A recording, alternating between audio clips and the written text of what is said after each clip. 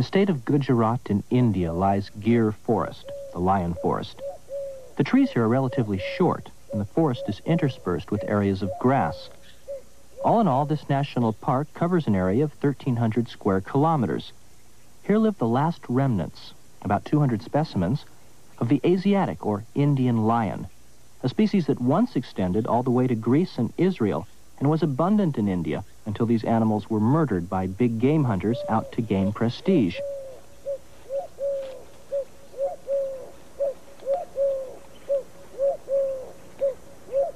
We've been roaming through these forest areas with different groups of lions, warily, cautiously, and been able to get very close to them. This group is not yet used to our presence, and the dominant female is still a bit uncertain, as are her half-grown cubs.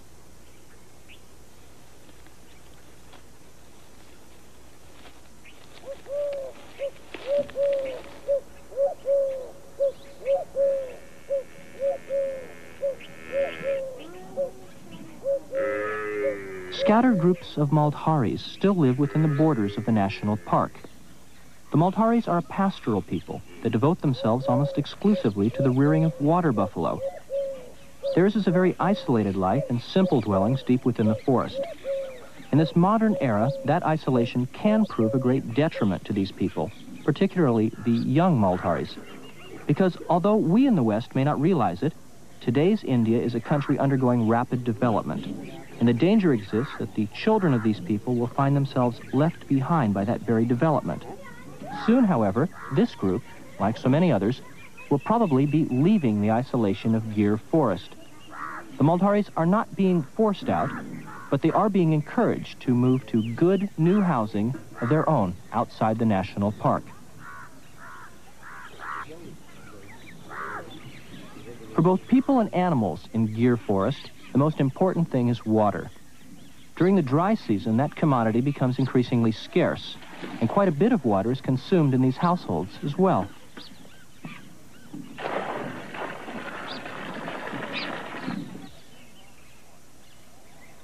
That very matter of water makes the Maldhari villages adversely situated from a wildlife conservation standpoint, directly adjoining the best segments of brooks and streams that eventually dry up almost completely and could invigorate numerous wild animals, which of course do not dare approach the Maldhari settlements.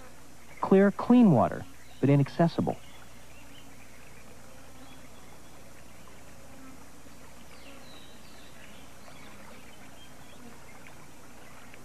Instead of that good water, the lions and other animals have to make do with such things as a little rivulet that emerges between two rocks, an opportunity that continues to diminish as the heat of April and May dries out the land.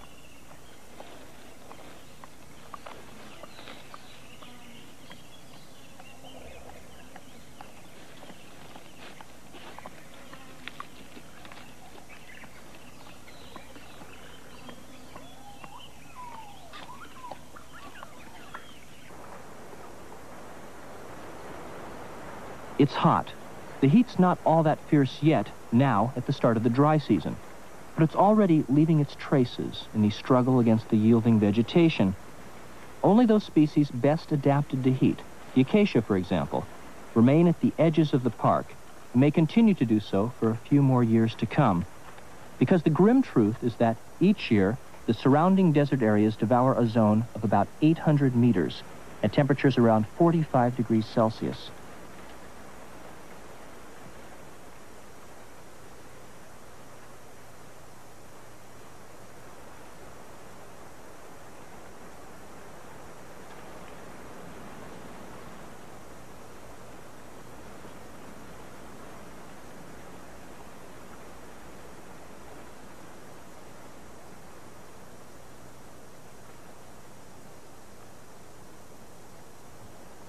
But it's an oversimplification to blame this trend wholly on the forces of weather. The chief factor is man, that pitiful little dot on the landscape that has so manifestly rewritten his role in these final seconds of a vast period of time. The lion forest is literally vanishing because of man, who's cutting down the valuable teak, the most important species of tree in the area. As is the case everywhere in the world these days, this felling is helping to transform the primeval paradises of our world into dusty desert or bleak, dead, barren wastes. Quite a lot of hay is being removed from this area, too, but an end is being put to the really large-scale haymaking activities, which used to remove about 2,000 metric tons a year from here.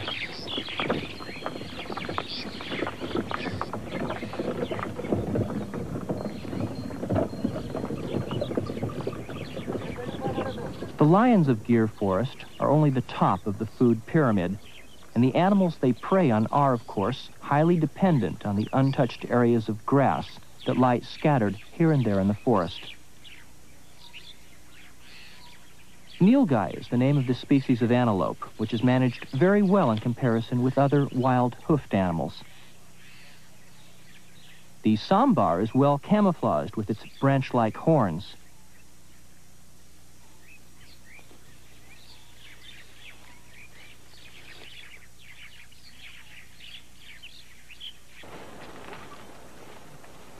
But here are horned animals in abundance, the goats of the Maldharis, moving through shrubbery like a horde of locusts. These goats, like their relatives elsewhere in the tropics, both domesticated ones and those gone wild, are indeed the harbingers of the desert to come. Their impact on the landscape they pass over is tremendous. Together with thousands of buffaloes, these goats are wearing down the forest. Fortunately, more and more Maldharis are moving out of the park and taking the scourge with them.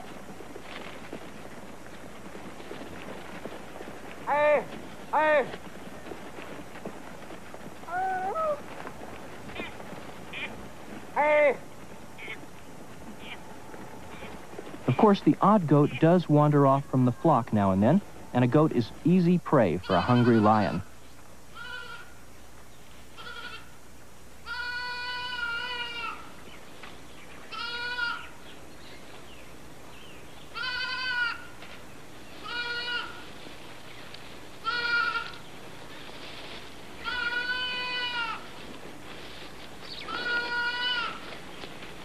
As you can see, this male lion is headed straight towards us and then lies down about 3 meters from the camera.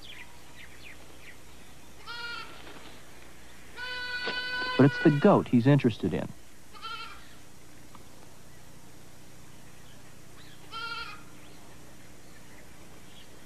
The park rangers patrol the forest daily, accompanied by goats. The bleating of a goat lures lions from their thickets. A goat is merely a snack, but a luscious one.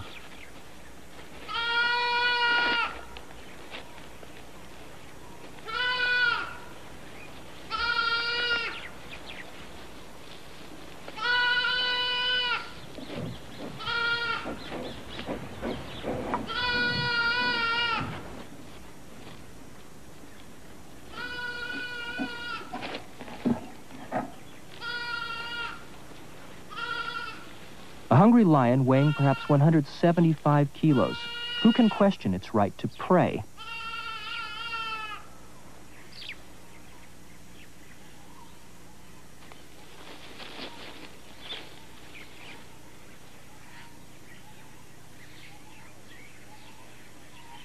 Incredible, an anticlimax. The park ranger, weighing maybe 60 kilos, is keeping the lion in check. And note that, in the old days, lions could kill around 30 people in certain years. But despite his hunger for that luscious goat meat, the lion has too much respect for the ranger to dare attack.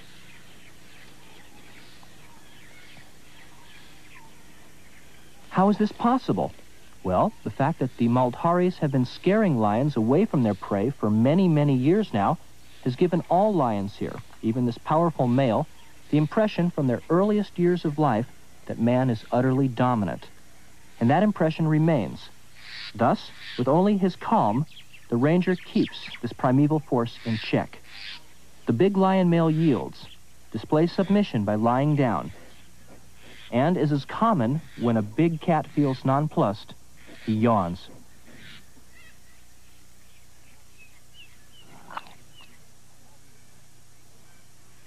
I've now observed this to be a rule. If we approach tigers, leopards, or lions, they become unsure of themselves and yawn.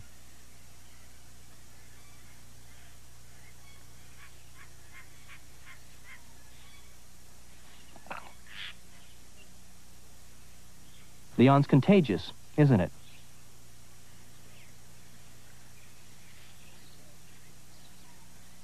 Both day and night.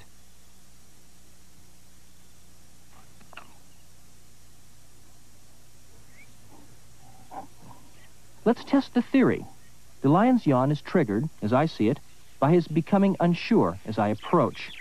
Having his best pal next to him hasn't made this male appreciably sure of himself either.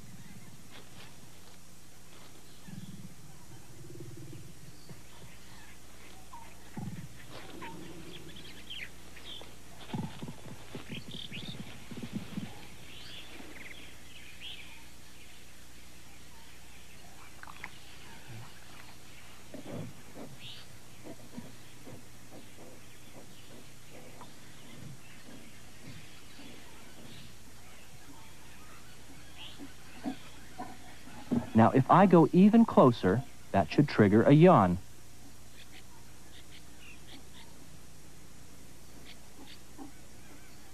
And sure enough, there it is. That the yawn is not due to exceptional laziness becomes apparent quite suddenly, because the male immediately becomes alert when he sees and hears the ranger and his goat. But the lion pays me not the slightest heed as I film him from slightly below at a range of about 1.5 meters.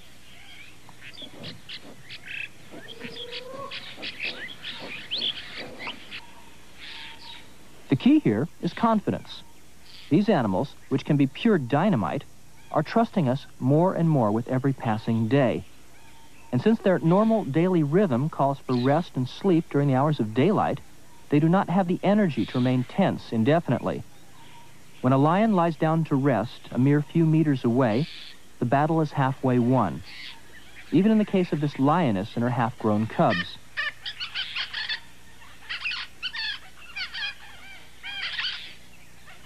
And so we rest together, in front of the camera and behind it, as the day passes without haste or stress. The cubs were having a nice, easy time, and the lioness too, eventually. And things were just as relaxed for us as well. The best method for really experiencing nature, both in the tropics and elsewhere, is simply to sit still. And perhaps a beauty like the red-headed parakeet will appear, quite without fear.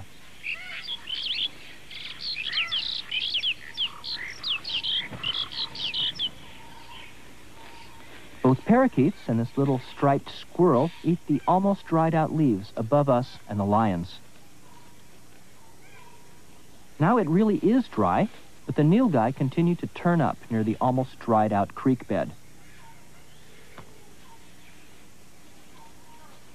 Now before the searing heat descends upon the landscape, the nilgai are in rut, and the males establish and defend harems that are as large as possible.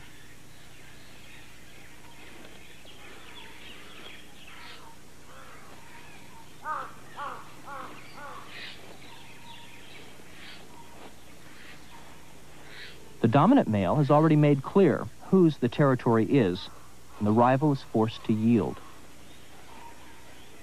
A prime specimen like this weighs about 200 kilos. The short horns are apparently reminiscent of those of a cow, because the Hindi word nilgai means blue cow, and that very resemblance to the cow has caused Indian hunters to spare the nilgai. The cow, after all, is a sacred animal in India, but the female of the species is more reminiscent of the horse.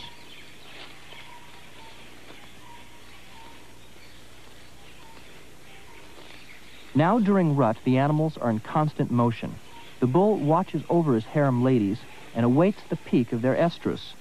He receives this information through his sense of smell. This particular female is ready for mating, or, well, almost anyway.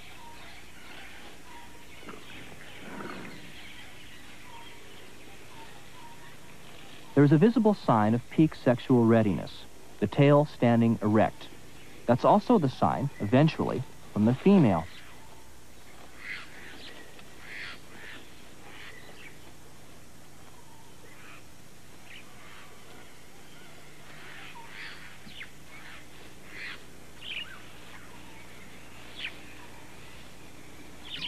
The smell signal is the important one. the one that causes the male to follow the track of the female in heat, while the other females in his harem can go on grazing in peace and quiet.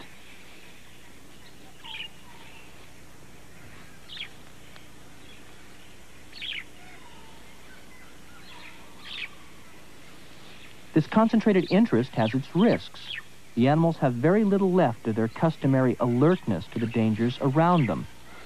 As is the case with other hoofed animals in rut, there is a great danger that predators can succeed in stealing up on them and attacking, especially since the leading players are trotting around in circles. Toward afternoon, the lions begin to awaken. A low signal to her cubs, and the lioness leaves. During her rest, she has virtually ceased to exist as far as the world around her is concerned.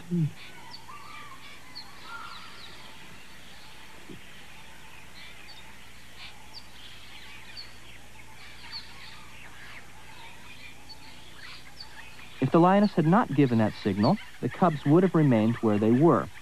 Now they go off with her.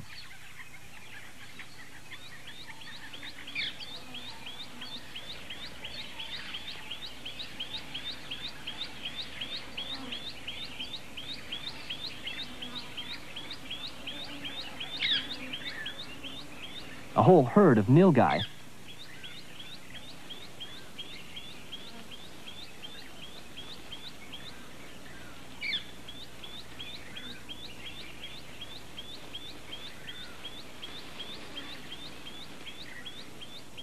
Junior appears since he instinctively obeys his mother's signal.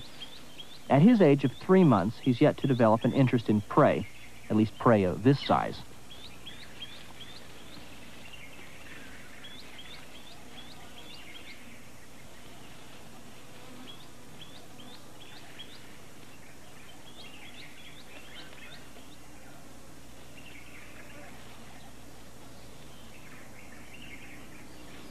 Two young males with the same interest, females.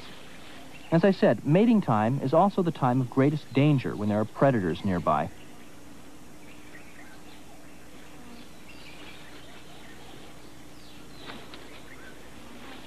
The dominant male and his chosen one are utterly in a world of their own and scarcely able to see anything but each other.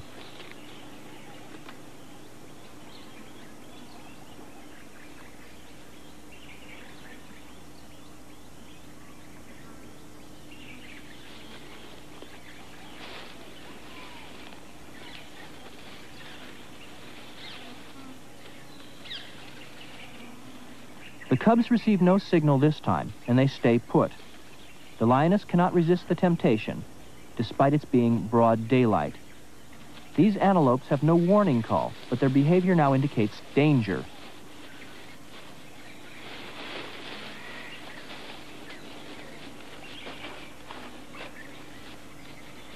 And the lioness has failed, but she'll have better chances later this evening.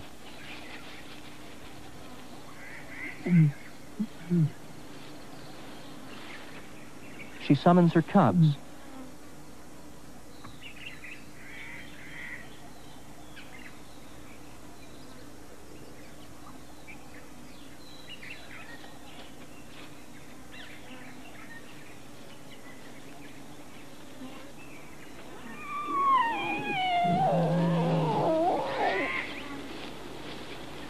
Junior feels it's time for a snack now.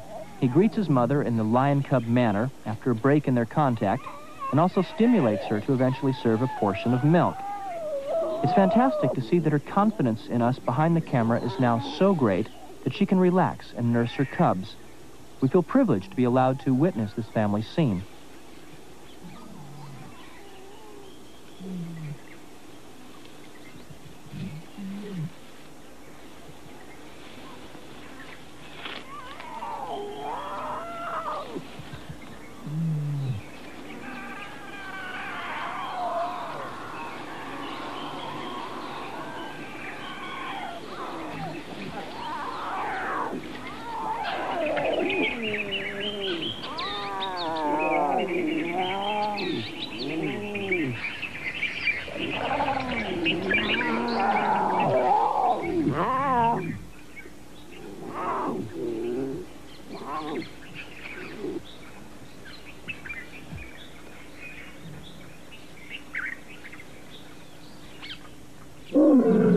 another signal.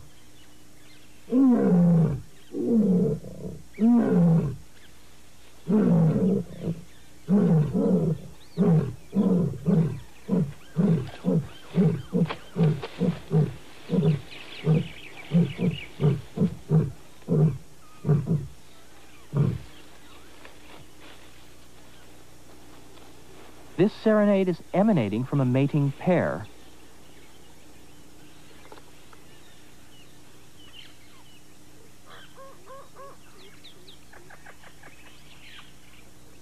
In the case of lions and other big cats, it's the female that takes the initiative and says when it's time. There are numerous copulations per day, often at intervals of only 15 minutes. Lions are social, and despite the fact that the lion pair is moved off from the pride, no protest is raised when the other members of the pride gather around them.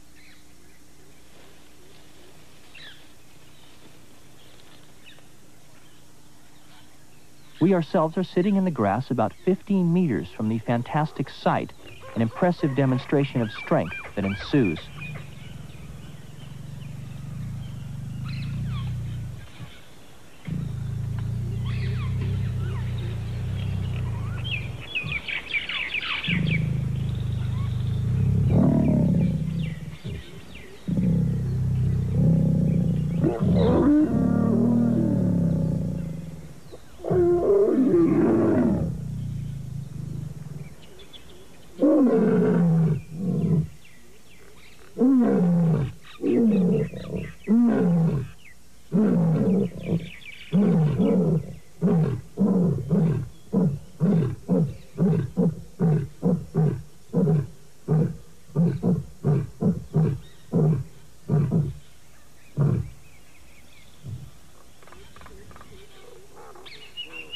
This male, with his scarred face, has apparently had to fight hard for the first rights to another female in heat.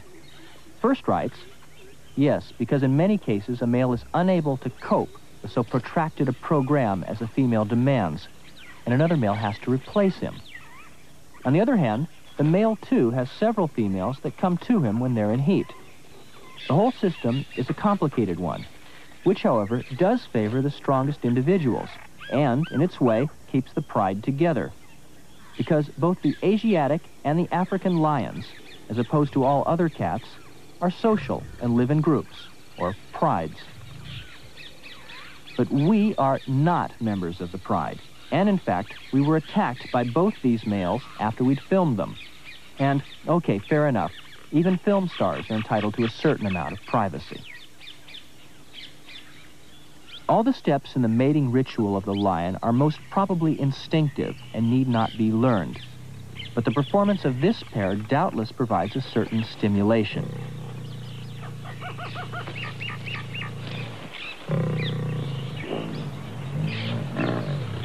This male has now had to perform his duty for 2 wearying days, and he's nearly exhausted.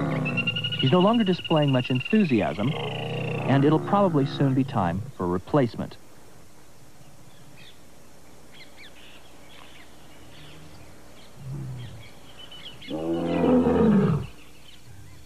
We ourselves regard it as a privilege to be able to experience this closeness to life in the midst of this company of lions.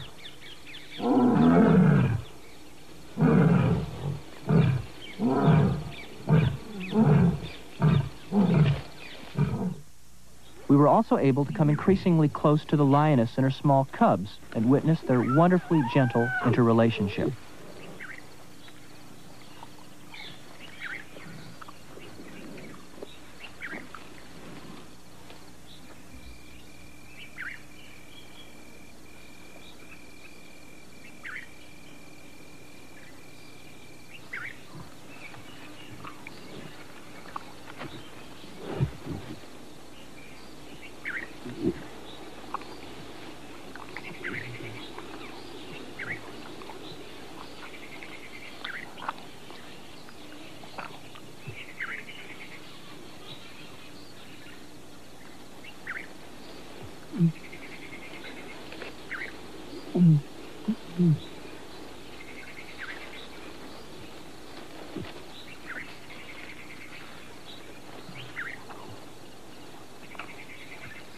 Licking is a social factor and contributes to establishing a bond between the lioness and her cubs that will remain in force for a long time to come. The licking is concentrated on those parts of the body that the young lion cannot lick itself, the neck, for example.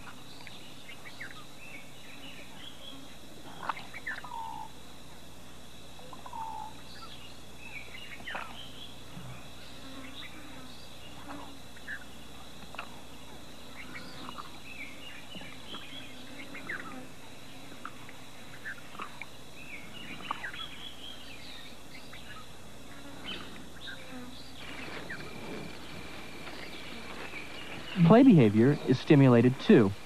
Lions that have just eaten their fill are particularly prone to playing a lot with their cubs.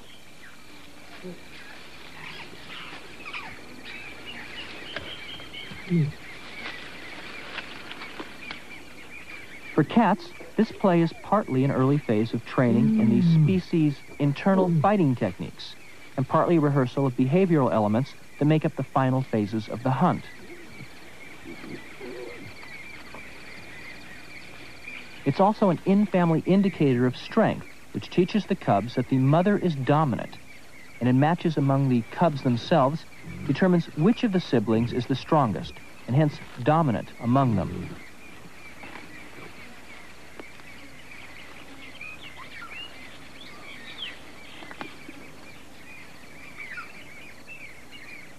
The dominant system is important and should be firmly established before the individuals of the pride gather around a killed animal. In that way, unnecessary fights are avoided, fights that can otherwise end adversely. Even a lioness with nearly full-grown cubs often shows who's the strongest, merely with an almost playful grasp.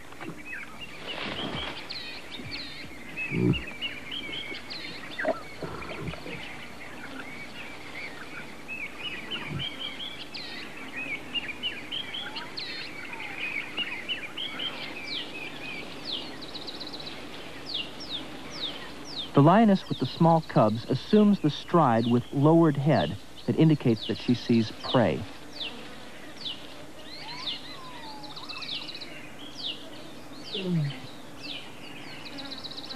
This time she summons her cubs.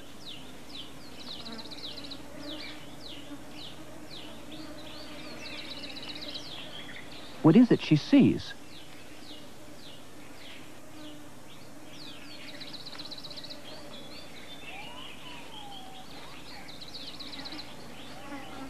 A tortoise, a star tortoise as it's called. Not much in the way of prey, more of a plaything for both the cubs and the lioness. But Junior prefers playing with Mama.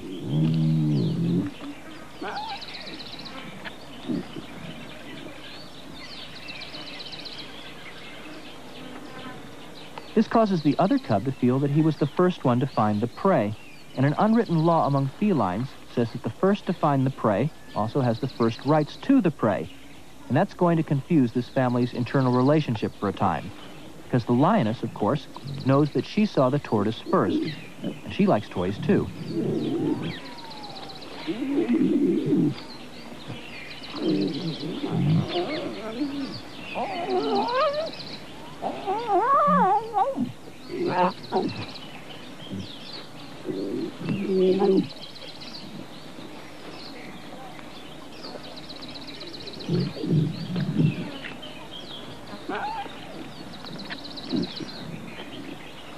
Just between us, this conversation in Lionese is rather hilarious. Each of the parties is insisting on his or her rights.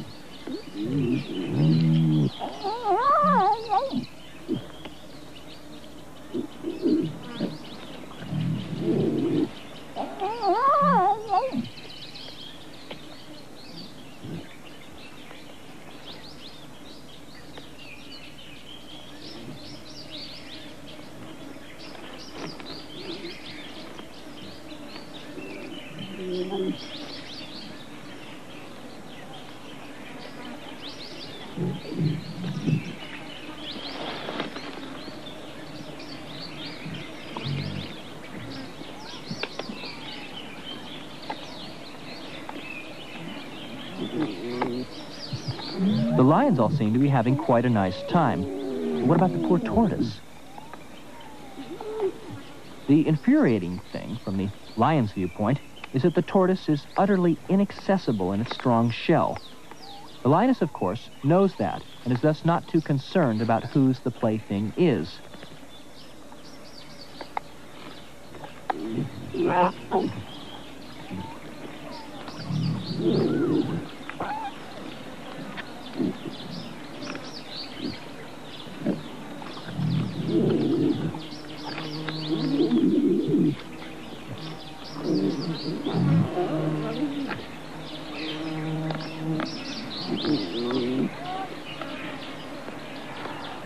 A twig is made to suffice as a toy for little brother, who's tired of the whole affair.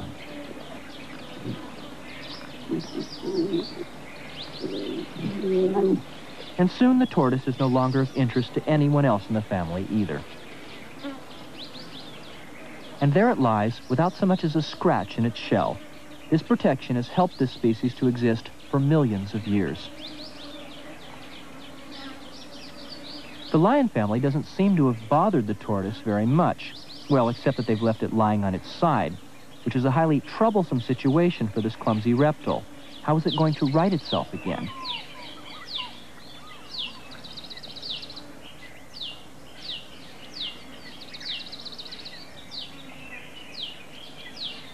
The danger is that it will tip over onto its back.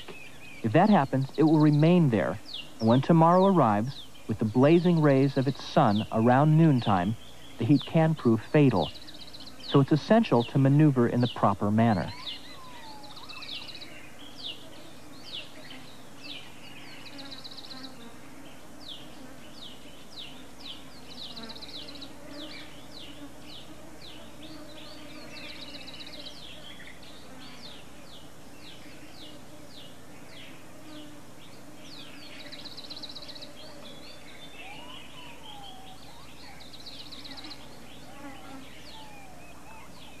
A pattern of behavior guided by instinct causes the tortoise to alter his point of balance in relation to the sloping ground.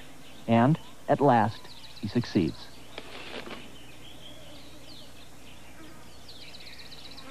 The tortoise, as usual, takes the whole thing with utter composure. No rush, no stress.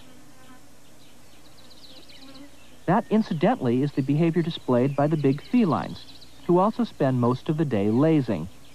And it's just possible that the tortoise's slow-motion pace keeps it from attracting the unwelcome attention of predators.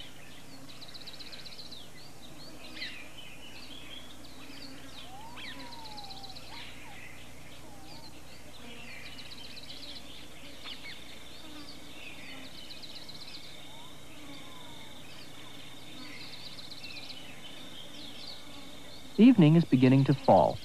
The insects of the night begin their chorus, and the indolence of the lioness will shortly be replaced by several hours' highly efficient activity once the evening sun is set.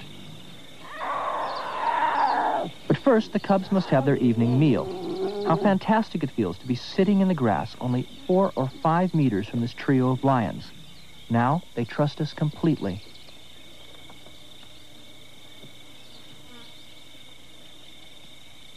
The same goes for both the lion males. Step by step, they've accepted my presence at an incredible proximity, less than 2 meters. Once again, it's a matter of confidence between a wild lion and me, a representative of a species that has been the mortal enemy of the lion for many centuries.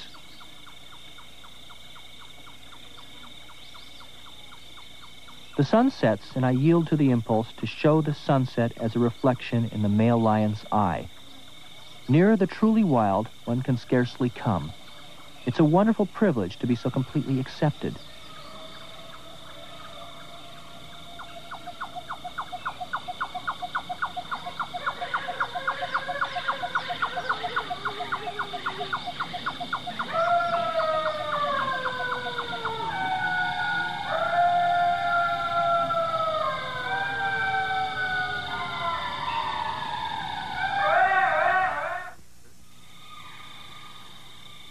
Now, as day switches to night, the lions too alter rhythm. There's an utterly different watchfulness in the lion's face. Night is hunting time for the big cats.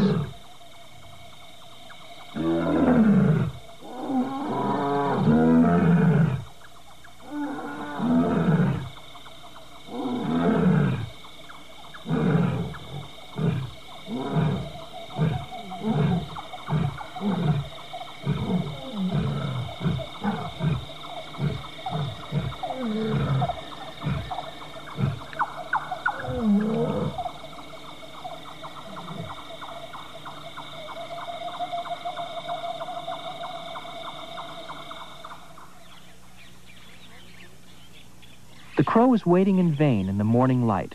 This group of lions killed no prey last night.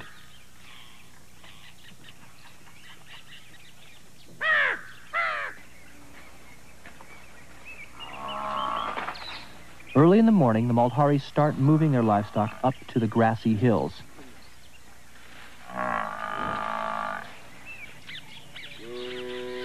And up there wait the hungry lions.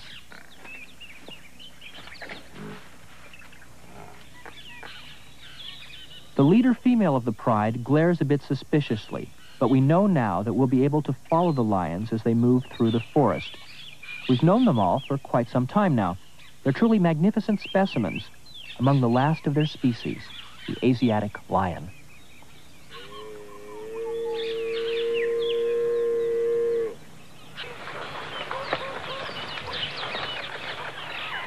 Their livestock are the Maltharis' wealth.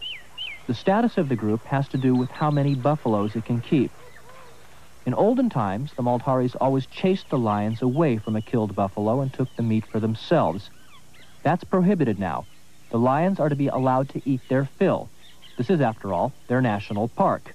And the Maltharis are reimbursed, although the sum paid is seldom what they themselves regard the animal as having been worth. So, when a pride of lions appears, the Maltharis do everything they can to frighten away the hungry predators. It's no easy situation for the lions or for the Maltharis.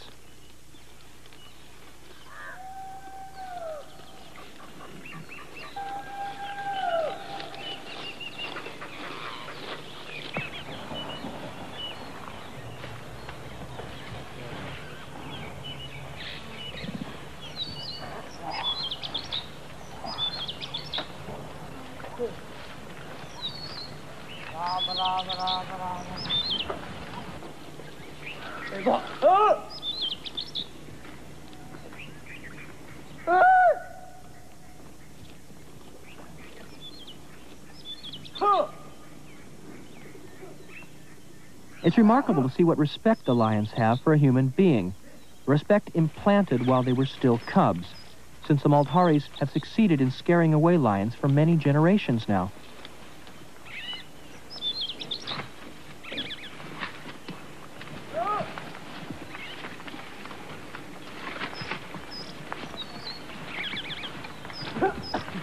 One solitary man and plenty of buffaloes, an overabundance of meat for the pride of lions.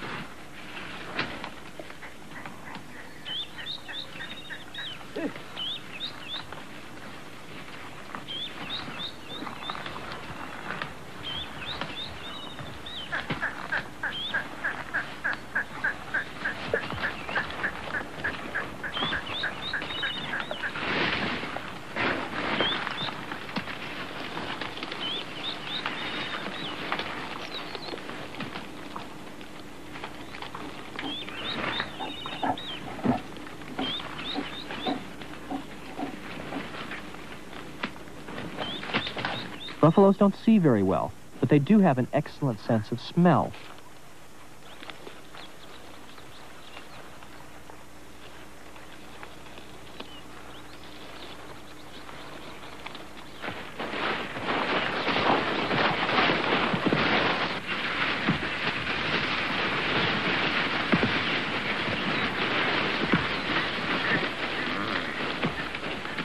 The opportunity has vanished, but the man in charge of the buffaloes doesn't know whether one of his animals may have been killed already.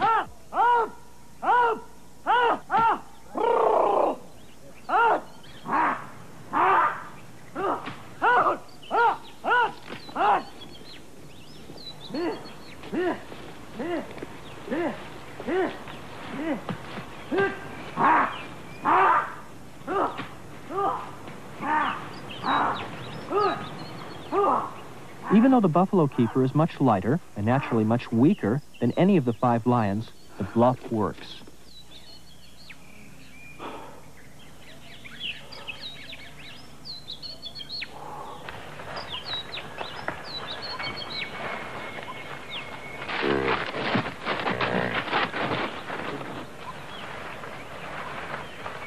The buffaloes have to be removed from the danger zone, and eventually the park rangers will arrive and with their goat entice the lions into another area where they'll be fed pork. All of this is part of a concerted effort to save the remaining specimens of the Asiatic lion, and it explains the balance of respect and confidence that now exists between lions and man in this remarkable nature preserve. And what will become of the human beings in this effort on behalf of a threatened animal species? A complex question. For the older people, it's naturally difficult to leave the area in which, after all, they've grown up.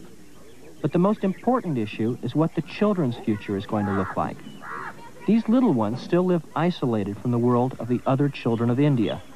If they move out of the park, they'll be able to go to school, and they'll have access to medical care and other things that, of course, are unthinkable as long as they live in Gir Forest.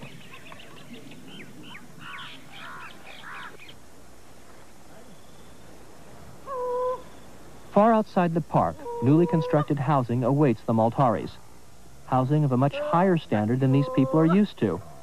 And many Maltari families have already moved out to that new life, which means an end to their total dependence on buffalo keeping and affords more opportunities for a decent existence.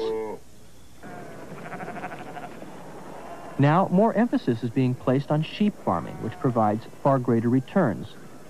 The meat and wool can be sold, and one thing's for certain, attacks by lions need no longer be feared. And this and the vastly improved housing ultimately compensate most of the Maltaris for what was perhaps a freer life in the interior of the lion forest. And there are opportunities here that they never dreamed of before.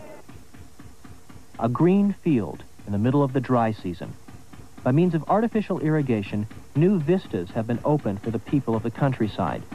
And for the Maltari children, it's nice always having clean, running water available.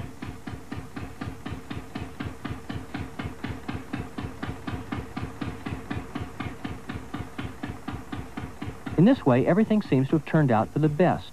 The Maltaris are able to participate in the new era and in the progress constantly being made in India, while at the same time, the wildlife gets its water back and thereby the possibility of continued existence. We must never yield to the pressure of factors that often seem insurmountable. We must try to re-establish a sensible balance between man's hunger for land and the undisturbed domains of wildlife.